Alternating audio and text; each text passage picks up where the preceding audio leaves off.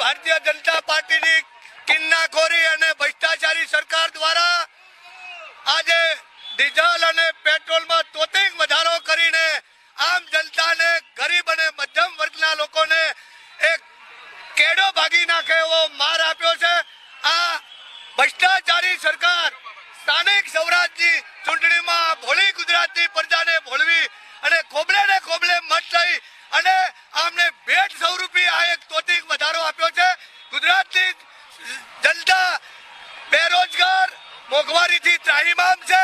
એટલે આજે અમે પાટણ જિલ્લા કોંગ્રેસ પરિવાર દ્વારા આજે અમે મોંઘવારીના વિરોધમાં વિરોધ પ્રદર્શન કર્યું છે.